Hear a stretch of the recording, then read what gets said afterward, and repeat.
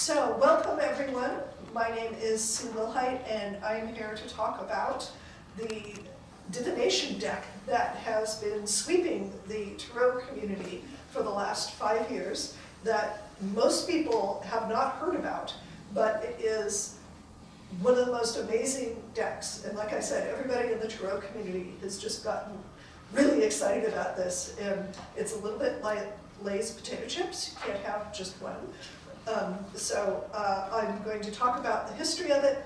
I'm going to talk about some of the comparison between Lenormand and Tarot, and I'm going to show you some decks and how they're all different.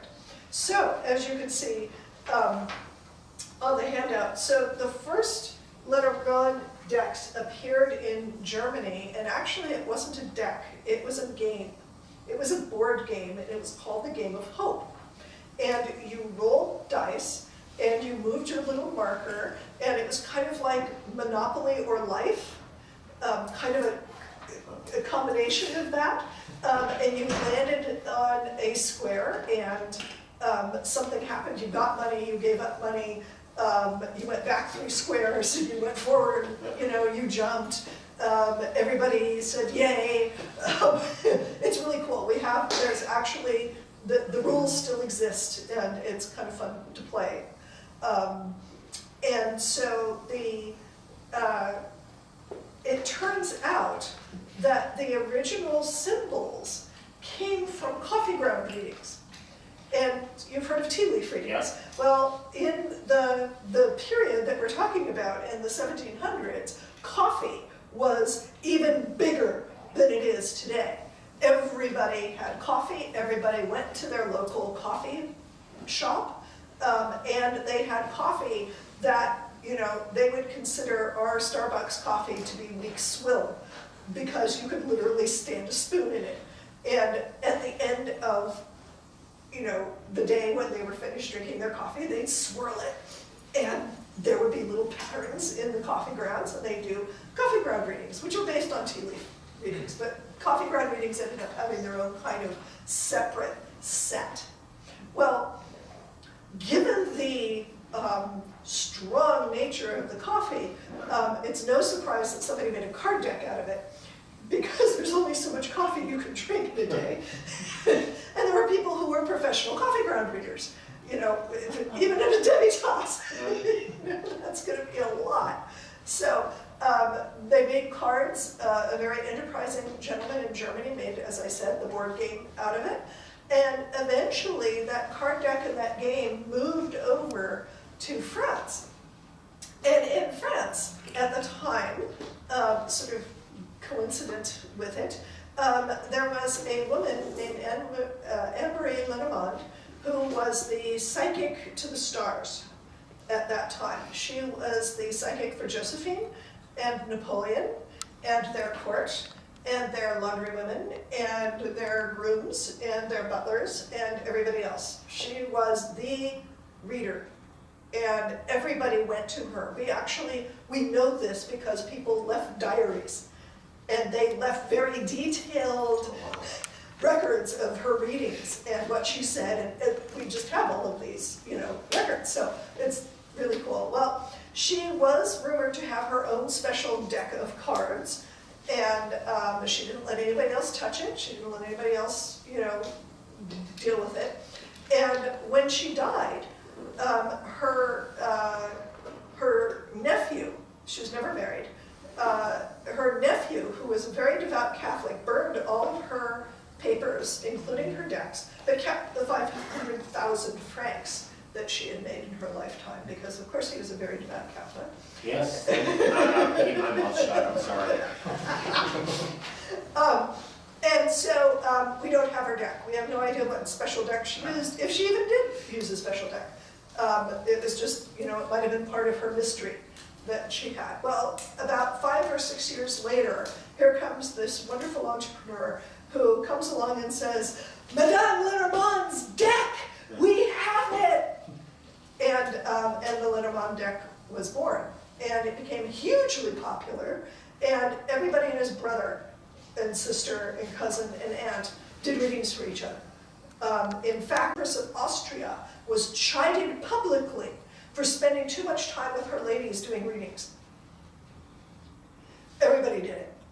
It was really, really popular. So we fast forward, some immigrants to the United States brought them. There were German and Polish and French immigrants on the East Coast who had their decks. They brought them over, and they would take up subscriptions to have them published, to make them up and have them published, but very limited, for family and friends in their little community. So there are some decks that still exist that are these decks, and they have some variations, some differences between them, but there's just kind of a standard set of 36 cards that seem to be the same no matter what deck you were talking about. And that tends to be the one that we call Lenormand today. There are some extended decks that have some of these extra symbols depending on, where they were found and what they were done. Well, these were popular with those enclaves in the United States, and they were popular in Europe, but they never really got popular with the rest of the United States. Nobody really knew about it.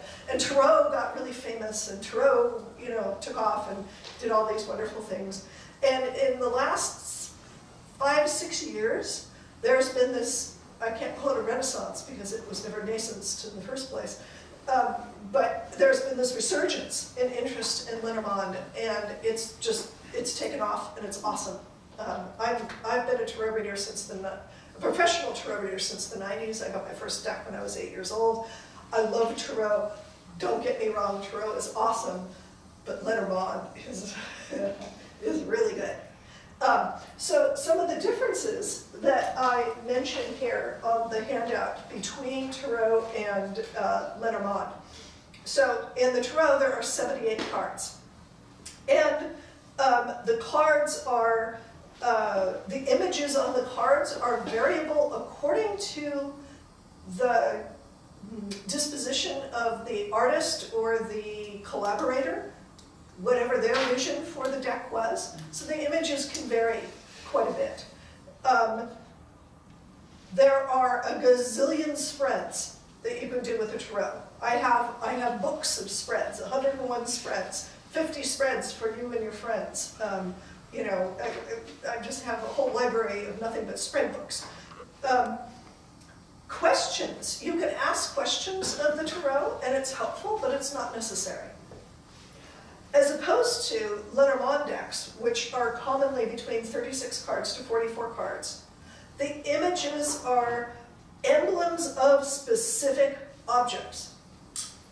There's not a whole lot of variation. I mean, there's a bear, is one of the things. There's only so many ways that you can draw a bear, right? There's a snake. There's only so many ways you can do a snake. One of my teachers, Mary Greer, says, you don't make the mice cute. Mice are supposed to be nasty, but there are people who make cute mice. But they are what they are, and they're very definite things. They're not concepts. They're not trying to illustrate a concept. They're a thing. Okay. As far as spreads, there's a few main spreads. There's a 3-card spread, there's a 5-card spread, and there's what's called the Grand Tableau, which is all 36 cards spread out at once. And questions are critical to getting a good answer. Lenormand is scary literal. Scary literal. A quick story. I did a reading for someone who she had a Grand Tableau. And one of the things is you look at the corners to find out what the frame of the reading is. And in the upper right and the upper left, it was lilies was in one corner and fox was in another corner. Now lilies has to do with it's old, it's old age, it's winter, it's a long time. And fox is just what you think fox is. This is the other reason why Lenormand is really cool. Things are pretty literal. Fox is being clever, sly, has to figure things out, problem solving. And I said, huh, okay, so this is old fox. This is maybe a long time being clever. And the client laughed. She said, no, that's me. My name is Letitia Fox. I've been called the old fox since I was 25. Okay then. So, very, very literal. So, there's 3 rules to the Lenormand. One is, they are not designed to be read individually. This is another difference between them and Tarot. You don't read them individually, you read them in pairs, combinations of 2 or more, think noun and verb. So it's this does that. Lenormand rule number 2, which is really, really hard for long-term readers and not hard at all for people who are just beginning. Meaning first. In other words, when you look at the fox, you go, oh, sly, clever, da, da, da. And then you go, oh, okay, so what does that, where's the intuition about that? Where does that lead me? That you start with the meaning. And the really cool thing, and this is why Lenormand is really taking the Tarot world by storm, is because cards can be read with multiple meanings from different perspectives. So that if you've got the fox, we'll go back to the fox, you've got the fox, and you can read it as, oh, if you've got it, let's say you've got fox and lilies again. Okay, so you've got Lily's fox. Lily's, it's an old, it's being clever, maybe you've been too clever for too long. That's one way to look at it. Another is, okay, you've got a long-term problem that you need to solve. Okay.